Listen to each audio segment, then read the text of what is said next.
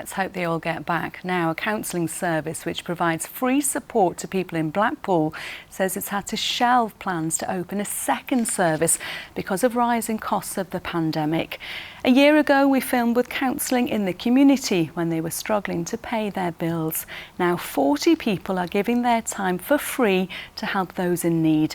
But there are fears that simply isn't enough, as Leisha McNally reports.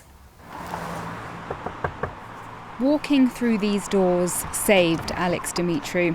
A successful professional skater, he looked to be gliding through life. But on the inside, things were tough. At counselling in the community, he found a listening ear and tools to help him manage his mental health. How have you been?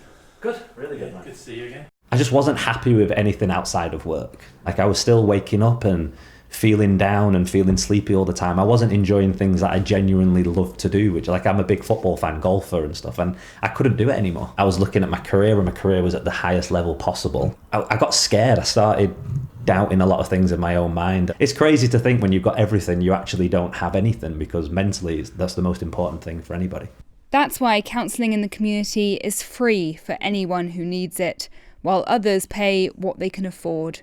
But when the doors reopened after lockdown, demand had surged. We have 4 counselling rooms here, and every evening they're maxed out. There's somebody working in every single room, even though we are opening till 8 o'clock at night, Saturdays and Sundays. Obviously it makes me feel sad that there is such a need for counselling at this time. COVID's added a kind of a whole new layer to mental health now. We last filmed with Stuart a year ago. At the time, counselling in the community was struggling, receiving little financial support, despite taking pressure off the NHS. So Stuart, 14 months on, Are things any better for you?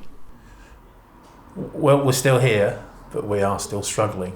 We're in an area where donations from our clients won't cover the costs, and we have to be realistic about that. The amount has dwindled over the first lockdown, but that's understandable. People are losing their livelihoods. It's a very, very difficult time, and ultimately we're here to help, not take food off somebody's table. But staying open 7 days a week is expensive, as is investing in PPE.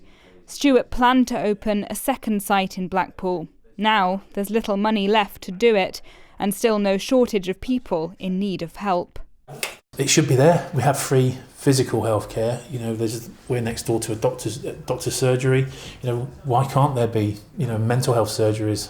We see 100 people here. Where are they going to go?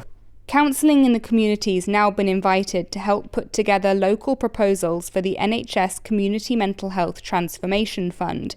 Its focus is investing in voluntary organisations.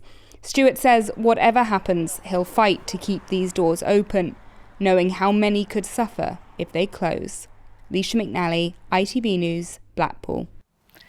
And if you're struggling with your own mental health or worried about a loved one, you can find lots of information about where to get help on our website. That's itv.com/Granada.